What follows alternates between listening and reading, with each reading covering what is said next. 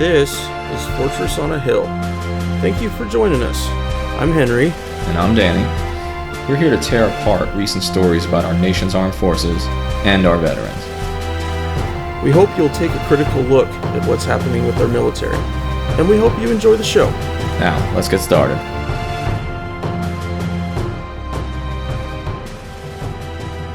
Alright guys, I'm going to start this is my new segment for today, Danny. You have, you had yours, so I had to pick one for me. This is recent events in American militarism. Now, first here we have a piece by Peter Moss at The Intercept, where he discusses the most recent addition to our great American collection of glorious military films. It's the movie 12 Strong, starring Chris Hemsworth.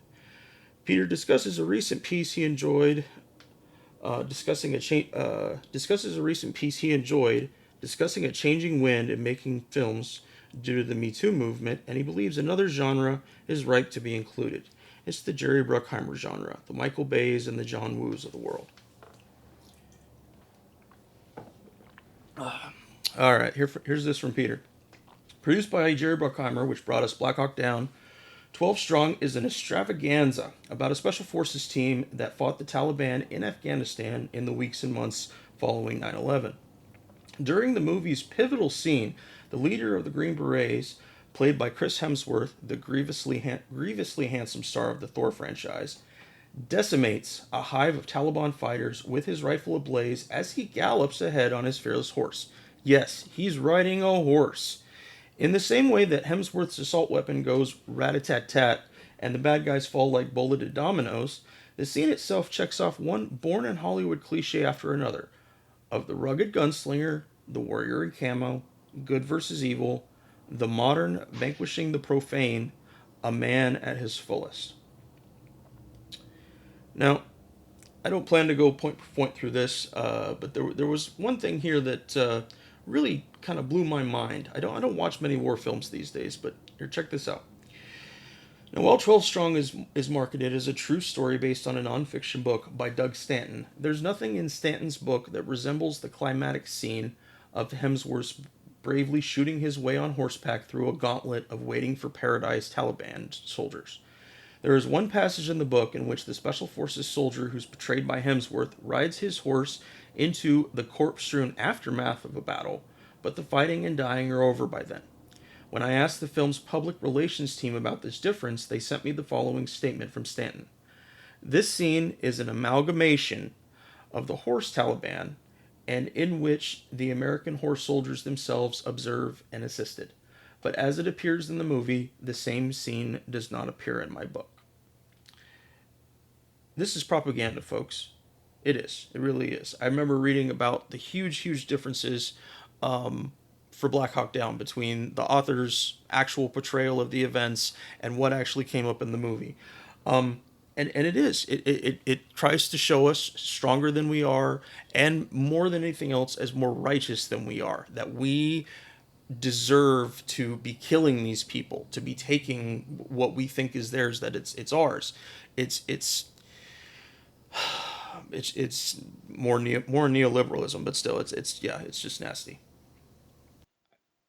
I'm not a fan of most war films either. I'm still waiting for the platoon of our generation. Of course, I'm referring to the 1986 Best Picture Oliver Stone movie. And what I mean, and Oliver Stone's gone off the rails on a number of occasions since then, so, like, I get it. Like, I get the Oliver Stone hate. But where's, like, the first nuanced anti-war type movie for our generation? I'm not saying every movie has to be like that, but there, like, hasn't really been one.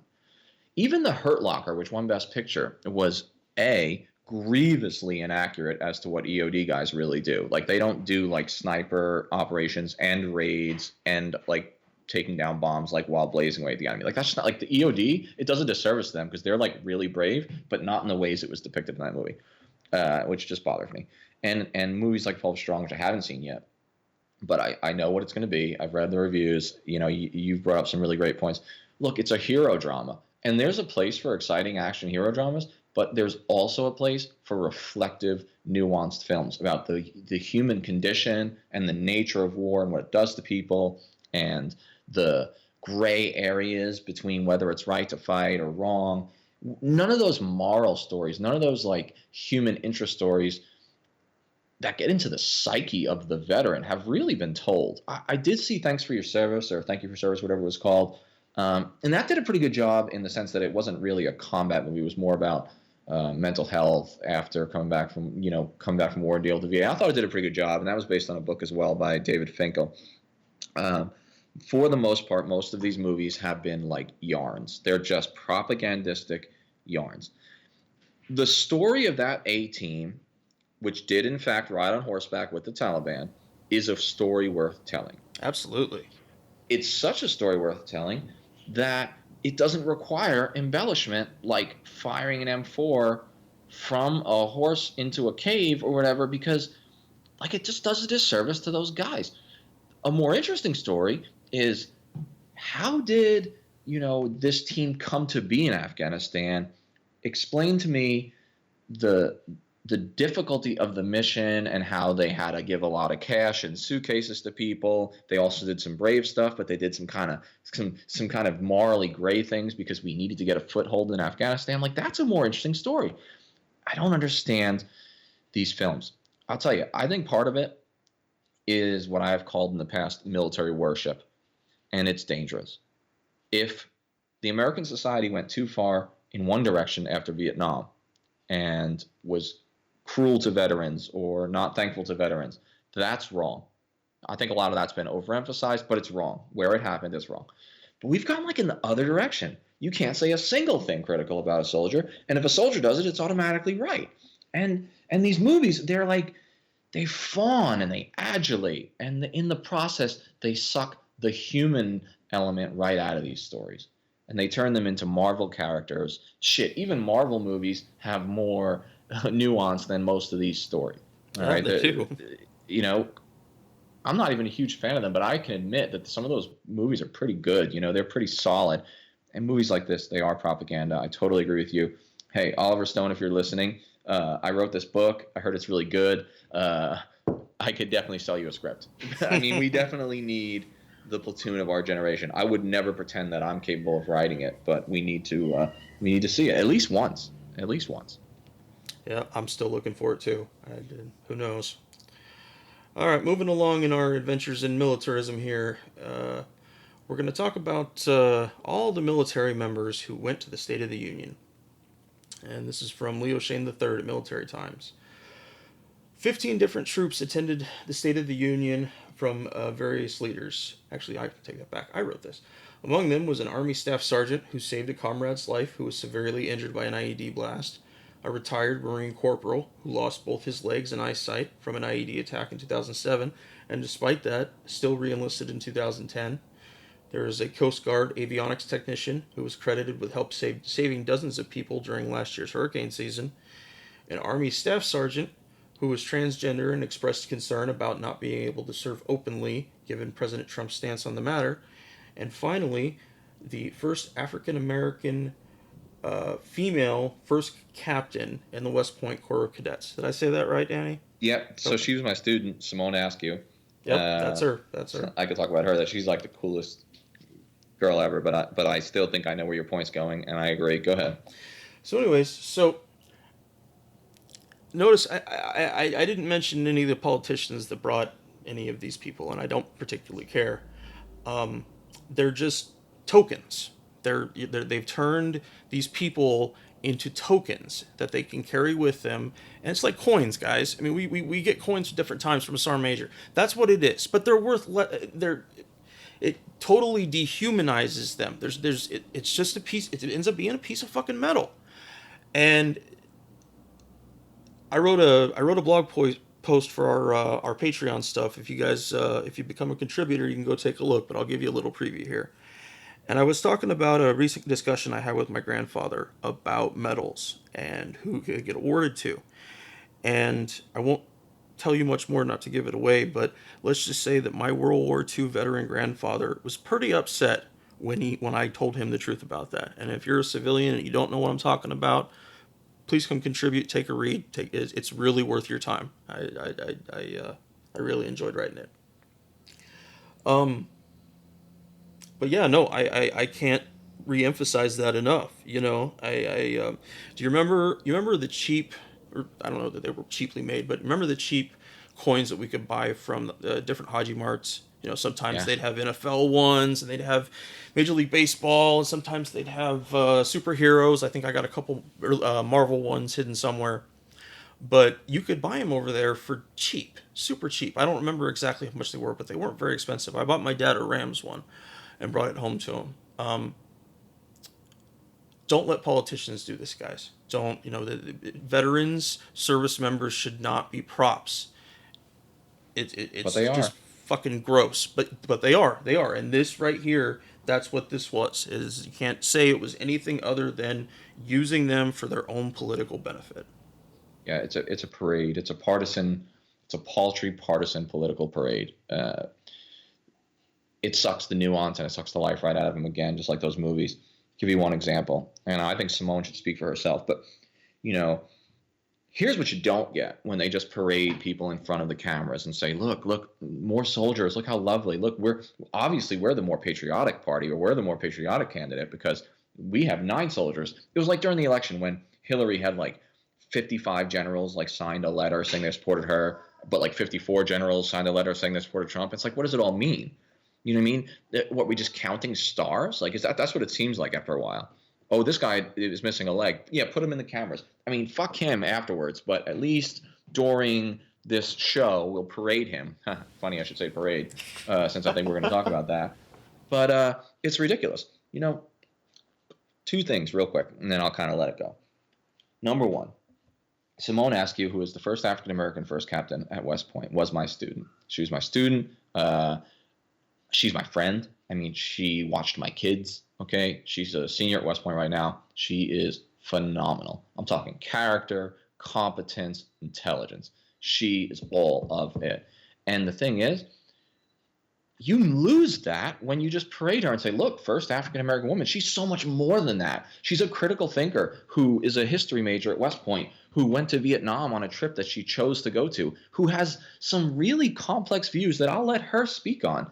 But she's a critical thinker, and she dissents when it's appropriate. She's not just the first captain of West Point. She's not just a political prop. She's a complicated woman who is going to do great things and who has already done great things. And I can't stand to see people like that used as, like you said, political props. But that's what the State of the Union is now. It is. I mean, it's what it is. It's hey, you know what? I don't have any actual prudent arguments to make. So what I'll do is I'll put a war widow in the balcony and I'll have everyone clap for her. It's gross. It's gross. This soldier worship and this veteran worship and this militarism, because that's all it is. It's martial pageantry, and it's wrong. You're right. It's tokenism. It's like, well, I don't really know any vets, but here's my vet friend that I brought for the occasion. It's ridiculous. Yeah. It's ridiculous. Yep. We need to let veterans speak for themselves, which is why we started this podcast, guys. All right, so we're going to do something kind of new today. Not sure how well it's going to turn out, but we're going to give it a try. We're going to start something that's called the 5-minute rant. And I have a timer set here on my phone, and so for 5 minutes, Danny and I are going to talk about a topic. And I'll tell you the topic just in a second. I just want to let you know how it goes. And our only aim is to thoroughly explain it and cuss a little bit in under 5 minutes, or as little time as it takes. So today's topic is us having a grand military parade down Constitution Avenue. 5 minutes. Well, I've certainly published one article as of now, one more article tomorrow. I knew this was a fucking crazy thing when I started getting emails from some of the different outlets I write for, and they were like, Danny, do you want to take this one on? Because they know me well enough to know that I was just going to lose my shit. I had a text message on my phone when I woke up the morning after this was announced from my friend Josh, and it said, seriously, you've got to be kidding me, and it's a link to the article from the Washington Post. Well, the only thing I got to say about it, Henry, is I didn't know you and I lived in North Korea, but apparently we do, because Trump's doppelganger, Kim Jong-un, would be really proud of a martial display of missiles and tanks going down Constitution Avenue. Really? Is that the country we are? Are we that insecure that that we're going to start measuring our missiles against North Korean ones. Trump goes to a parade in France and he really likes their military show. So he's like, hey, I want that. Why don't I have that? This isn't about honoring the veterans. This is about showing the veterans off for his own narcissism. It's him being like, look, my button's bigger than yours, my dick is bigger than yours, my army's bigger than yours. It's absolutely unbelievable. I said in one of the articles, I said this, the guy doesn't even have a military strategy, but he likes spectacle, not strategy. Pageantry, not prudence. He's not about that. Complicated shit like where should we be in the Middle East and how should we organize our military in order to meet the threats? Not interested. Not his game. What he does want to see is some Abrams tanks with American flags hanging out the back, rolling down through a ticker tape parade. It demeans us. It demeans our service, and it is so transparent. I swear, I just hope that the majority of Americans can see through it. Tag out.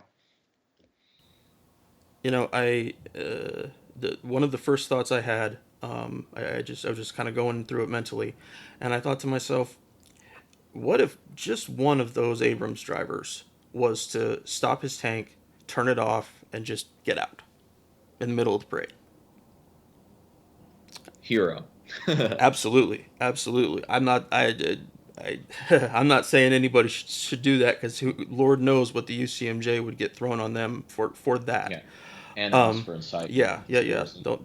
Don't do that, guys. It's just an idea. But 26 million. That's what they're estimating for this parade. $26 million. And you can find an assortment of articles online right now that will break that down for you in terms of how many cars people could buy, how many new schools we could build, all that kind of stuff. And it's a little bit worth reading to really see that. But I want to tell you about a real specific human cost to this. I don't know how many troops they're talking about doing this with, but how many are they going to pull from their units or bring entire units to do this? How many? I mean, and again, he wants a big grand parade, so I'm thinking big. You get guys that have come off deployment, guys that have leave now canceled because they have to go to this stupid parade, and then you have the preparation, all the drills, all the time spent to make sure everybody knows their place and everybody's going to do it right, and then we're going to do it 19 more times than anybody needed. But that's the military, and that's the reason we're good in combat. Not necessarily good for parade time. But I'm just thinking about all those guys, all the lost sleep, all the time not spent with family for a fucking boner pill show for our president. Essentially, that's what I know that sounded kind of stupid, but yeah, that's all we're doing. We're just stroking the man's ego. It's unbelievable. You mentioned the logistics of it. I was reading about how if he wants tanks and he wants to use the active duty force, that means he's got to pull soldiers from the nearest active duty armored brigade. You know where that is? Fort Stewart, Georgia. That's good. What are we going to do? I mean, you're going to have to do you have to put the tanks onto trains? Look, we've all done this going on deployment. What's the next closest? Fort Riley, Kansas? Shit, I live closer than that, and I live fucking an hour to the east of it. It's crazy. It's absolutely crazy. And one more thing. What are we celebrating, guys? What are we celebrating? Which victory? We did this in June of 1991 after we won a legitimate victory and then went home after the Gulf War. Mm-hmm. I don't know. I count like 3 losses and 7 draws. I'm not saying that the soldiers don't deserve credit for that. They do because they've fought hard in horrible circumstances. But we haven't won anything. What the fuck are we celebrating except someone's ego? That's it. That is absolutely it. One final point. I know we're almost out of time. Soldiers don't enjoy parades either. Nope, Soldiers don't enjoy parades. We hate them. Parades because we have to practice, like you said, 19 times out in the sun. It sucks. And that's the end of the 5-minute rant. We hope you've enjoyed it. Not bad. Actually, we held up to the time pretty well. Mm-hmm. We could have done 25 minutes. Yes. No, we could have cussed about that a lot longer. And little thing, I could not believe how many former presidents have actually had those kind of parades for us. It hasn't been very many. We had one after World War II. We didn't have any in response to Vietnam, thank God. But yeah, it's just gross. Yeah. So my last headline for today is from the New York Review of Books, which is another good source. They actually have long-form articles there. Sometimes they're in the form of book reviews. Sometimes they're just like analyses of what's going on in the world. They're really solid because they average between 2,000 and 4,000 words. almost everything you find on the internet these days is like 800 to 1,000 words. So it's just like a quick burst op-ed. That's good. I write that stuff sometimes because they make me, but I really prefer like a well-developed thesis. So check it out. But Charlie Savage wrote this. He called it Controlling the Chief, and he reviews a book by Mark Perry, which I'm going to read, called Pentagon's Wars. Bottom line is it's all about how presidents since basically 2001 have dealt with their senior military officers, and how sometimes the presidents have kind of had their way and sometimes the military officers have pushed back. I'm not going to go through a whole analysis of the book, but what I am going to do is just talk about a few key points that jumped out at me. One of the things that Perry essentially is arguing is that for the most part, he's not impressed with the generals.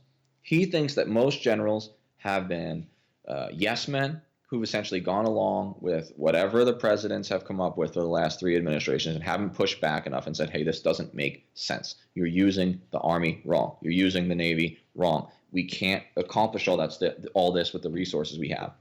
The quote that I really liked is the author says, Perry's portrayal of many of the most important Pentagon leaders of the past generation may be disturbing. He deplores the, quote, professional and inbred military establishment, writing that all too often 3- and 4-star officers have been weak, ego-driven, and self-promoting, while rarely independent and outspoken enough to stand up to presidents.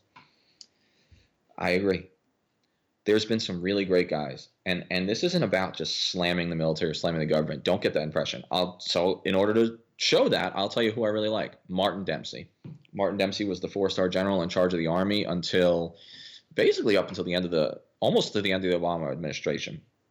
Taught English at West Point, is known to have a few beers, jump up on a table, and recite limericks, sometimes that he makes up. He's like this little Irish guy, and he's awesome, and he's a thinker. He studies philosophy, and he wasn't afraid to stand up and tell the Obama administration when they were thinking about going into Syria, he said, look, we can do it, and we'll do anything you order us to do.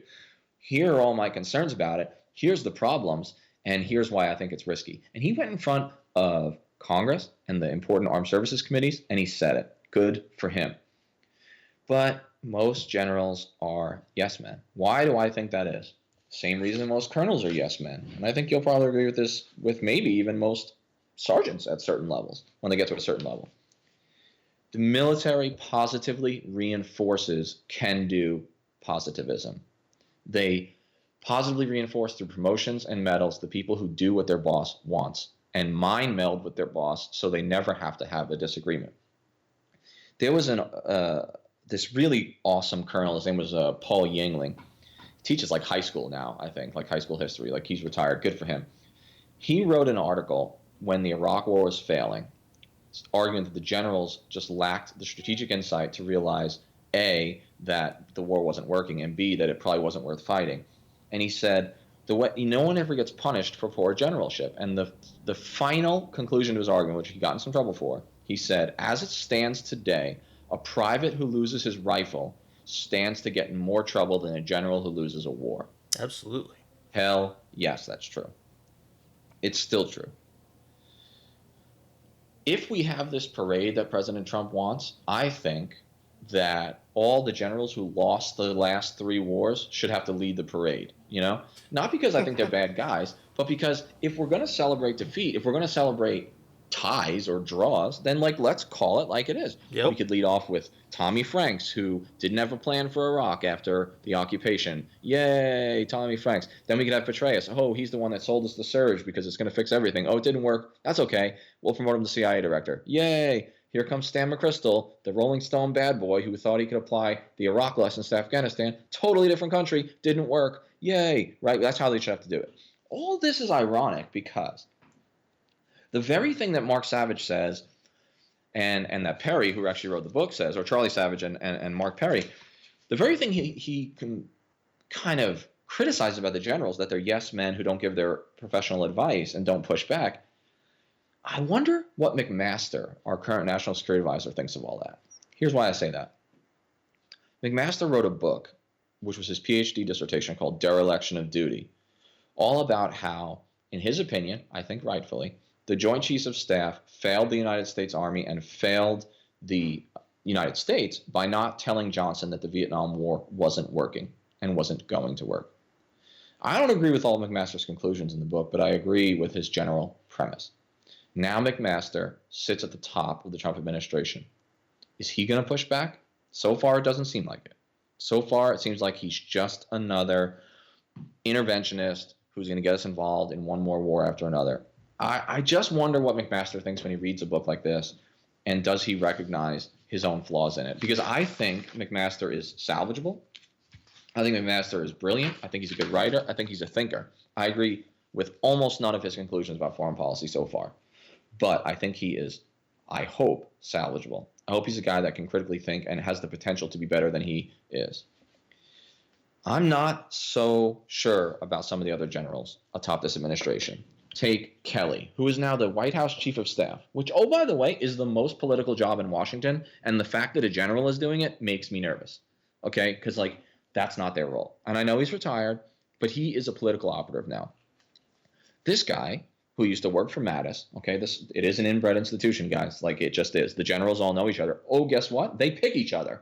That's how you get promoted to general. A group of generals get in a room. They literally, like, smoke cigars and decide who from the colonels is going to become one of the Jedi, just like that. I mean, it's a very inbred group, okay? And all their dads are fucking generals, too. Like, I mean, I'm exaggerating a little, but this is the nature of military service. It's the Praetorian Guard, folks. It's not the Republic's militia anymore. Hey, you're not exaggerating that much. You know, that's the sick part. I taught at West Point, and I'd go around the class on the first day, and I'd say, hey, where are y'all from? And I'd have a class of like 12. 5 or 6 of them, you know what they would answer? Well, not really from anywhere. You know, I moved around a lot. And I'd say, oh, why is that? I knew the answer. Oh, my dad is a colonel. Oh, my dad's a sergeant major, which is rare, actually. It's usually a colonel. And they're not from anywhere because they're all military brats. Nothing wrong with that. My kids are military brats, you know. I'll probably spend the rest of my life paying for their therapy and apologizing to them for it. But there's nothing wrong with being a military brat. What I'm saying is it's an inbred institution. I'm not sure that's healthy. But last thing about Kelly. Supposedly a draft executive order comes to his desk that's going to like rework detainee policy. And Kelly won't even show it to Trump. This is recently. Sends it back down to the lower level staffers with like, you know, basically chastisement saying, fix the language because I want the language to lay the groundwork for keeping Guantanamo open and putting it to wider use. And I'm just thinking, couldn't we put Martin Dempsey in that job if we had to put a general, which we shouldn't have? Couldn't we have a thinker who like recites limericks and taught English literature who could be a little more reflective than let's send more folks to Guantanamo? Really, Kelly? Really, General Kelly? Like, that's the level of your thinking? Point I make by bringing that up is this. So far, I'm not happy with the 3 generals that are at the top of the Trump administration. So far, I don't think they're pointing him in the right direction. I don't think that they're stopping him from doing anything too crazy. Maybe they are, and we don't know, because who knows, right? But everyone keeps saying that they're the big boys in the room. That's the phrase we keep hearing. Oh, the adults in the room. Mattis, McMaster, Kelly. I hope they are. I've met McMaster. I've listened to him talk. He used to visit West Point when I was there teaching, and he's a bright guy. I hope they do better. And I think we, the American people, deserve better from our generals who are now also our politicians than what Kelly's giving us, which is more Guantanamo, maybe more torture, and more failure. So anyway, I'll leave it at that. But the bottom line is the number of generals atop the administration makes me nervous. And if they're going to be up there, let's at least pick the right ones. And I'm not so sure we have. Absolutely. I seeing so many little different tidbits these days about the chance of a big new war, of a big new somewhere, you know, if it's North Korea, if it's Iran, if it's Syria, you know, and I just keep thinking about, you know, back in 04, just how big it was, and how can the machine actually get any bigger? And it can. You know, we you know, we didn't see the mobilization that was a fifth or so of what they did in Vietnam, of all the guys that got back and forth from Vietnam. I can't imagine what the next thing's going to be. I'm terrified. I really am. It's yeah. This is the crisis of military leadership come home. Absolutely. It is. I don't know. Part of me thinks that when war becomes the normal and a general spends his entire career from the rank of major to the rank of 4-star general fighting unwinnable wars, I mean, war becomes normal, so you bring them up to be politicians, and what are they going to call for? Every problem they see, since they only have a hammer, every problem looks like a nail. It's not even their fault. These poor guys who are they're real people. Look, I criticize them, but they're real people with real families. McMaster has probably spent 6 years away from home since 2001. That's a minimum. Like, just doing the math on the jobs he's had, and I've like followed his career a little bit because I'm a dork. I think he spent at least 6 years in Iraq and Afghanistan. And when that becomes the new normal, I'm not sure if it warps your mind. I'm not sure if it makes you think that the military solution is the only solution in the kit bag. That's the only kind of, arrow in the sack. It makes me nervous. I don't like it. Admiral Mike Mullen, who I also have a lot of respect for, used to work for Obama. He's like spoken out against this. In fact, I'll just read one last quote before we move on. He said, how did we get to, he made a speech at the U.S. Naval Institute. He's retired now. He said, how did we get to a point here in our system where we are depending on retired generals for the stability of the system? I have been in too many countries globally where the generals, if you will, gave great comfort to their citizens. That is not supposed to be the United States of America. That's coming from four-star Admiral who was the head of the Joint Chiefs of Staff. And he's saying, look, when the people only trust the generals, the republic is in peril. Remember what I just said. The republic is in peril. Even if you put the best 3 generals in the world at the top of the government, it's not supposed to be that way, guys. It's not. I mean, we've had generals who went to West Point before. We've had military guys in charge before. Grant, Eisenhower, etc. But very rarely have we had so many so high up in the ranks. The SecDef, the National Security Advisor, the Chief of Staff, who was the Secretary of Homeland Security. I mean, Pompeo is a vet. I'm not saying I don't want vets in these positions. I'm just saying, man, I don't know. If all we trust is generals, then where have we gone wrong? I think we need to be a different country than that. Plus, by the way, these generals aren't doing us any service right now, from what I can tell. No, they're not.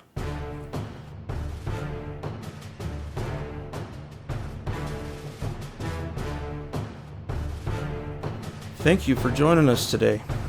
Please come join the conversation at www.fortressonahill.com. You can also find us on Twitter at Fortress on a Hill or on Facebook at www.facebook.com/Fortress on a Hill. We want to hear from our listeners about the topics and issues pertinent to America's military and veteran communities. And last but certainly not least, analyze your news and its sources very closely. Verify everything you read. And remember that no one, no matter how powerful, are above criticism, especially those with the power to send others into harm's way. We'll see you next time.